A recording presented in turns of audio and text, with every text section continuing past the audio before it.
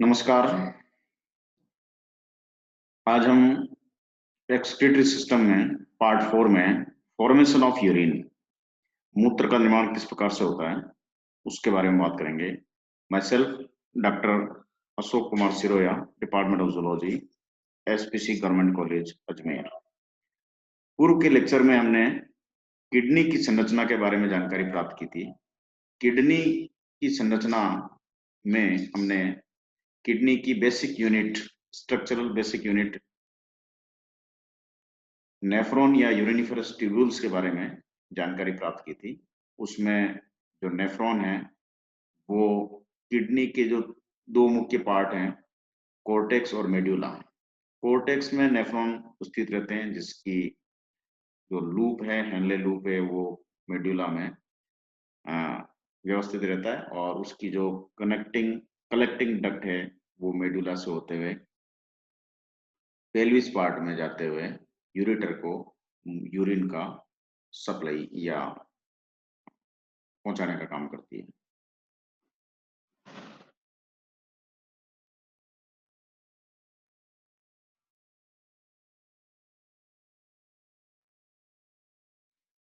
Urine formation में जो मुख्य भूमिका है वो यूरिनिफरस ट्यूब्यूल्स या जो नेफ्रॉन है उसकी होती है। नेफ्रॉन की अगर पोजीशन देखें, हाउ द किडनी वर्क्स, तो ये जो ब्लड है, क्लीन ब्लड आर्टरी, जो ब्लड विथ वेस्ट प्रोडक्ट है वो रीनल आर्टरी द्वारा अंदर प्रवेश करता है,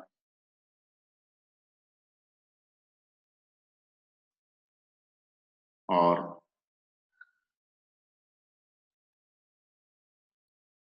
बाहर की तरफ ये रीनल वीन के द्वारा निकलता है। अंदर जो ब्लड गया वो रीनल आर्टरी से ये एफरेंट आर्टरी द्वारा बोमन संपुट में घुस, जो ग्लोमेरुलस होता है वहां पहुंचता है। वहां से ये फिल्टर होकर के री, रीनल वीन के द्वारा या एफरेंट आर्टरी के द्वारा बाहर निकलता है, और रीनल वीन द्वारा वापस जो क्लीन ब्लड है वापस बाहर की तरफ आ जाता है। इसमें नेफ्रॉन है वो यूरिन फॉर्मेशन करता है, कलेक्टिंग डक्ट के थ्रू ये यूरिटर में अपना एक्सक्रीटरी मटेरियल डालता है, और यूरिन जो है ब्लडर के थ्रू शरीर से बाहर निकाल दिया जाता है।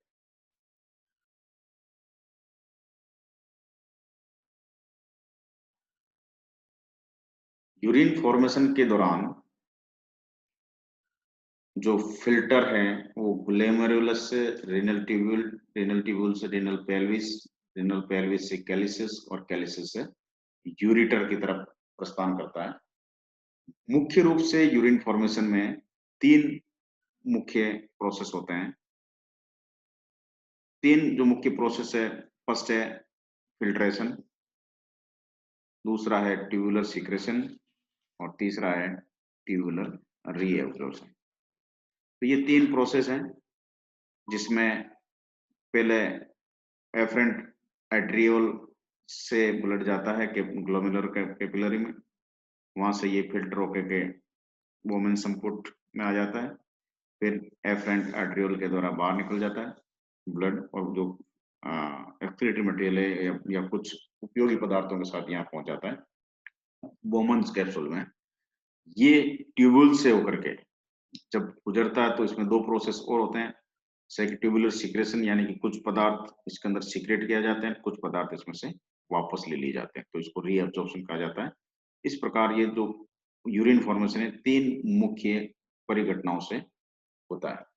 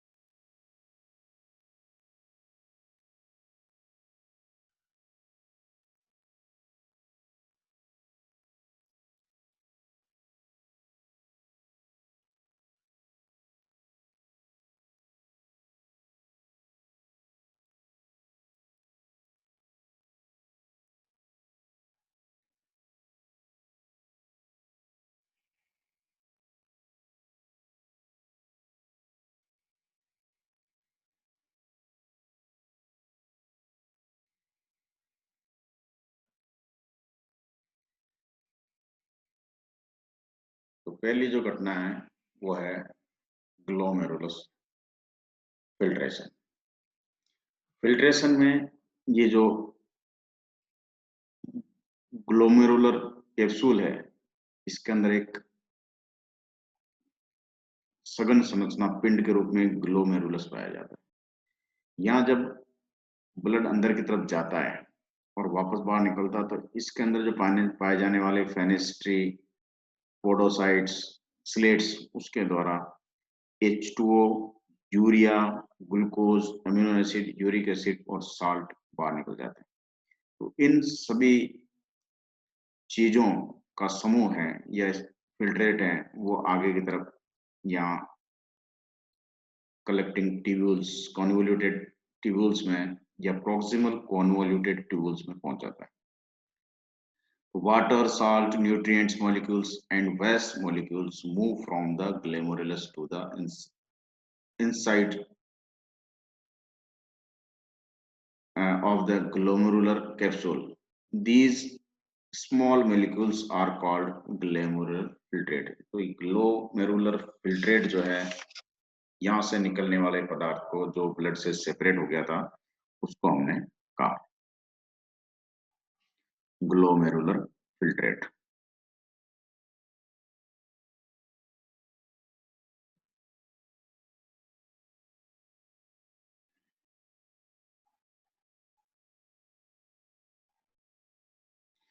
Formation of urine by the nephron result from three physiological activity that occurs in different region of the nephron. तो फर्स्ट हमने बात की थी फिल्ट्रेशन की। Blood pressure forces small molecules from the glomerular into the Bowman capsule. तो blood pressure जो होता है, जो ब्लड में प्रेशर होता है, जहाँ से वो जो एफरेंट आर्ट्रियोल जो है, वो प्रेशर जो होता है वो ग्लोमेरुलर के बाहर बोमन कैप्सूल में उसको धकेल देती है। फिल्ट्रेट 20% ऑफ द ब्लड जो है वो फिल्ट्रेट के रूप में बाहर निकल जाता है। This glomerular filtrate collected in Bowman capsule is carried to the renal tubules. जो proximal convoluted tubule है उसके अंदर उसको आगे भेज दिया जाता है। 80% ऑफ द ब्लड, जो बचा हुआ ब्लड है जिसमें सीरम प्रोटीन, ब्लड सेल्स आदि होते हैं, carried by the different vessels, efferent vessels, efferent blood vessel या efferent arteries के द्वारा network of veins जो रेनल ट्यूब्यूल्स के सराउंडिंग होते हैं वहां पर भेज दिया जाता है। This is accomplished by the blood pressure. अब ब्लड प्रेशर किस प्रकार से करता है, नेट फिल्ट्रेशन किस तरह से होता है, इसके बारे में आगे बात।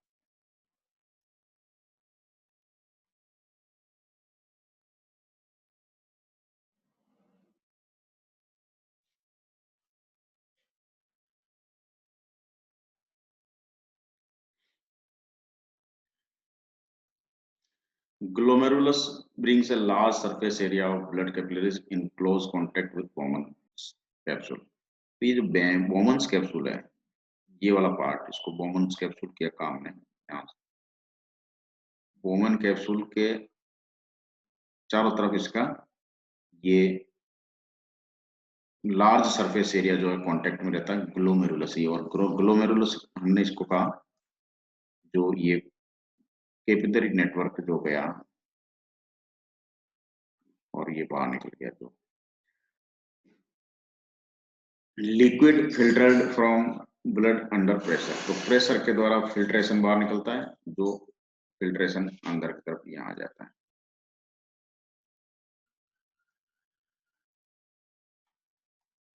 ये प्रॉक्सिमल कॉन्वोल्यूटेड ट्यूब्यूल है।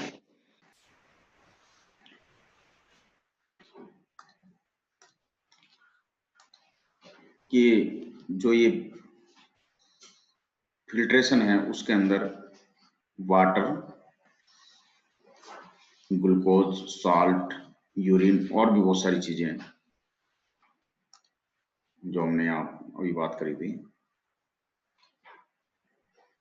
जैसे न्यूट्रिएंट मॉलिक्यूल्स, वेस्ट मॉलिक्यूल्स जो है वो ग्लोमेरुलर फिल्ट्रेट में पाई जाती है। Glomerular filtrate is protein free but otherwise it has the same composition as blood plasma। Blood plasma में जो पाया जाता है पदार्थ, प्रोटीन के अलावा इसके अंदर सब चीजें पाई जाती है। प्रोटीन फ्री ब्लड प्लाज्मा भी कह सकते हैं इसको, protein free blood plasma.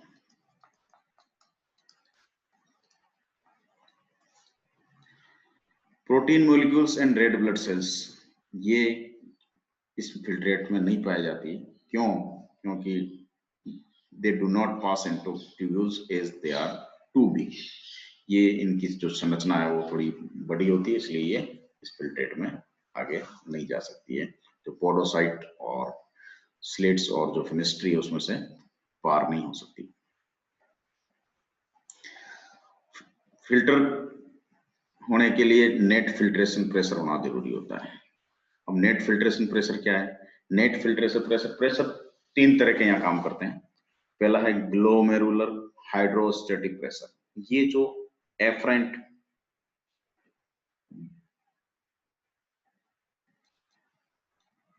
Blood artery है, ये थोड़ी साइज में बड़ी होती है जिससे कि ये पूरा ब्लड इसके अंदर डालती है, लेकिन ये जो आगे की तरफ इफ्रेंट होती है ये थोड़ी छोटी होती है इसकी डायमीटर, तो ये थोड़ा प्रेशर इसमें बढ़ जाता है। तो जो प्रेशर होता है, जो ब्लड प्रेशर होता है, उसको हम कहते हैं ग्लोमेरुलर हाइड्रोस्टेटिक प्रेशर। ये लगभग 55 से 65 के बीच में होता है, या एवरेज कहें तो 60 mmHg होता है। 60 mmHg जो है वो पुश करता है ग्लोमेरुलर कैप्सूल में। इसके अगेंस्ट आउटवर्ड प्रेशर जो होता है काउंटर्ड होता है टिपिकल कैप्सुलर हाइड्रोस्टेटिक प्रेशर। तो ये कैप्सूल है, इसका हाइड्रोस्टेटिक प्रेशर काउंटर करता है इसको। ये लगभग 15 mmHg होता है। तो 15 mmHg वोमन स्पेस जो होता है वो फ्लूइड प्रेशर होता है उसका। और एक अन्य प्रेशर जो होता है, जो प्रोटीन या कोलोइडल ऑस्मोटिक प्रेशर कहलाता है, वो 25 से 30 यानी कि एवरेज 27 इसको मान सकते हैं mmHg होता है। जो ये दोनों मिलकर के इसको काउंटर करते हैं। तो ये 60, ये 15 और 27, इन दोनों का जो डिफरेंस है, अगर ये ज्यादा होता है तो फिल्ट्रेशन हो जाता है, नहीं होता तो नहीं हो सकता। तो filtration 18 mmHg net filtration pressure कहलाता है। तो नेट फिल्ट्रेशन प्रेशर किसको कहते हैं? Glomerular filtration, the sum of all the influences both osmotic and hydrostatic results in the net filtration pressure, जिससे कि बोमन संपुट में फिल्ट्रेशन की प्रक्रिया हो जाए, उसे हम नेट फिल्ट्रेशन प्रेशर कहते हैं।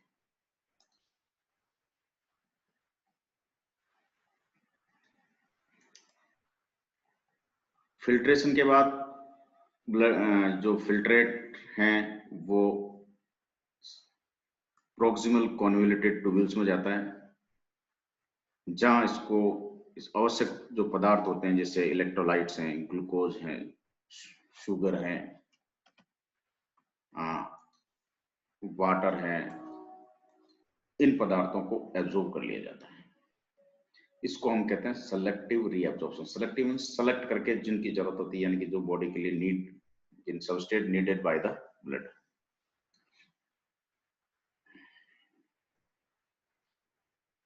तो ये ट्यूब्यूल होती है, उसके अंदर एक विशेष उसकी एबिलिटी होती है, उसको हम कहते हैं able to select for reabsorption just the amount of any one substance needed by the blood.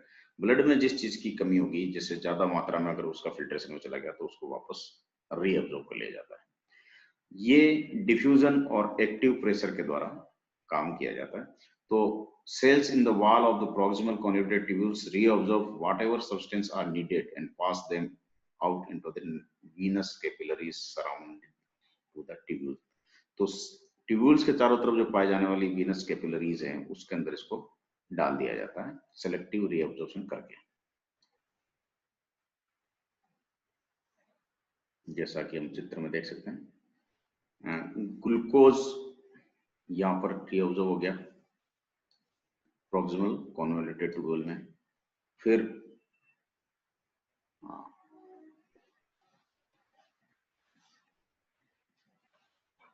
पानी कलेक्टिंग डक्ट में रीअब्जॉर्ब हुआ, variable amount of water and salt reabsorbed and filtrate gradually turning into urine. यहाँ से जितने मात्रा में ADH और aldosterone के प्रभाव के आधार पे यूरिन को वाटर रखना उतना बैलेंस बना करके बाकी सबको रीअब्सॉर्ब कर लिया जाता है।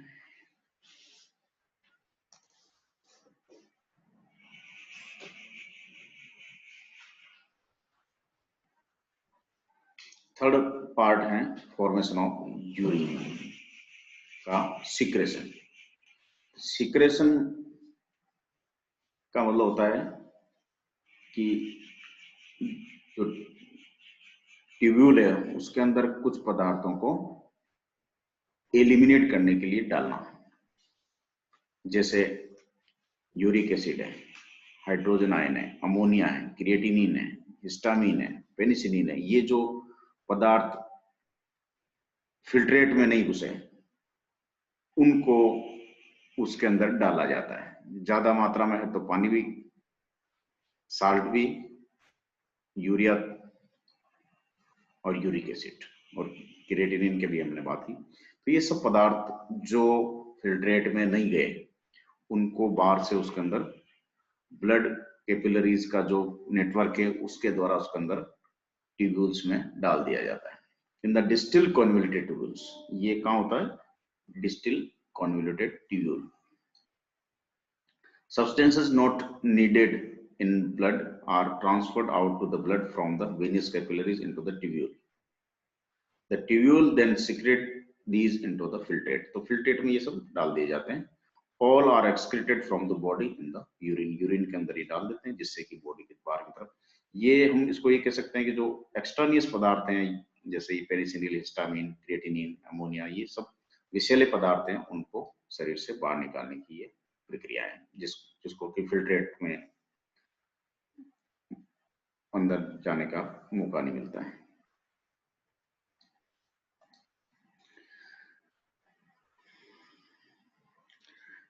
किडनी का एक महत्वपूर्ण कार्य है वाटर साल्ट बैलेंस करने का। Kidney regulate the water salt balance of the blood and also maintain the blood volume and blood pressure. तो ब्लड वॉल्यूम अगर कंट्रोल हो जाएगा तो ब्लड प्रेशर भी उससे कंट्रोल होगा। Most of the water and salt present in the filtrate is reabsorbed across the wall of the proximal convoluted। तो reabsorption की क्रिया द्वारा जितनी जरूरत होती है उतने साल्ट को reabsorb कर लिया जाता है और salt diffuses out the lower portion of the ascending limb of the nephron loop. Upper thick portion of the limb actively extrudes NaCl into the tissue of the outer renal medulla। तो NaCl का maintain करने का काम जो है वो thick portion of the limb, upper limb, उसके द्वारा किया जाता है। Urea is believe to leak from the lower portion of the collecting duct. कई बार यूरिया को ऐसा माना जाता है कि वहां से ज्यादा कंसंट्रेशन होता है तो वहां से लीक भी हो जाता है और जो lower portion of the collecting duct से as water diffuses out descending limbs, the remaining fluid within the limb encounters an even greater osmotic concentration of solute. Water will continue to leave descending limb from top to bottom। तो पानी लगातार वहां से बाहर निकलता रहता है। Water diffuses out of the collecting duct into the renal medulla and the urine within the collecting duct become hypertonic to blood plasma। Water जब बाहर निकल जाता है तो यूरिन है वो हाइपरटोनिक हो जाता है ब्लड से।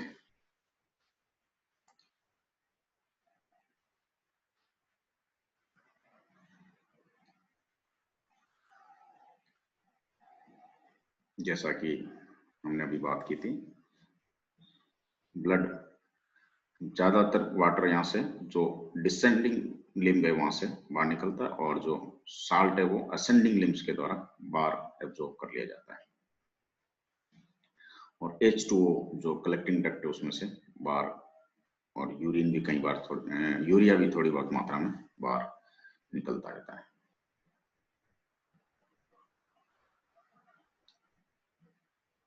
Hormonal control of water salt balance in mammal की बात करें तो दो एंजाइम मुख्य रूप से इसमें काम करते हैं। दो हार्मोन जो है वो मुख्य रूप से काम करते हैं। पहला एडीएच या एंटी डायूरेटिक हार्मोन कहते हैं, एक दूसरा है एल्डोस्टेरोन। एडीएच जो है वो पोस्टीरियर लोब ऑफ पिट्यूटरी से सिक्रेशन होता है, जो वाटर रीअब्जॉर्प्शन कलेक्टिंग डक्ट में उसको बढ़ाने का काम करता है। एल्डोस्टेरोन जो है वो पोटेशियम आयन के एक्सक्रीशन और रीअब्जॉर्प्शन ऑफ सोडियम, सोडियम का तो रीअब्जॉर्प्शन करेगा, ये बहुत इंपॉर्टेंट है, और एक्सक्रीशन करेगा पोटेशियम का। तो reabsorption of sodium ion is followed by the reabsorption of water. तो सोडियम के साथ वाटर भी रीअब्जॉर्ब होगा और ब्लड वॉल्यूम और ब्लड प्रेशर बढ़ जाएगा। तो एल्डोस्टेरोन को एक्टिव कौन करेगा? एल्डोस्टेरोन एक्टिव करने के लिए रेनिन एंजियोटेंसिन रिएक्शन काम करती है, जिसमें जो लीवर है वो सीक्रेट करता है एंजियोटेंसिनोजन। एंजियोटेंसिनोसिन जो है वो किडनी के द्वारा एक हार्मोन सीक्रेट होता है रेनिन, वो रेनिन एंजियोटेंसिन में क्रिया करके इसको एंजियोटेंसिन फर्स्ट में कन्वर्ट कर देता है। एंजियोटेंसिन फर्स्ट कन्वर्ट होकर के सेकंड में कन्वर्ट होता है। सेकंड जो है वो स्टिमुलेट करता है एड्रिनल कॉर्टेक्स को। एड्रिनल कॉर्टेक्स सीक्रेट करता है एल्डोस्टेरोन, और एल्डोस्टेरोन फिर वाटर और सोडियम के बैलेंस को मेंटेन करने का काम करता है। इस प्रकार से जो हार्मोन है एडीएच और एल्डोस्टेरोन वाटर और साल्ट बैलेंस का काम करते हैं।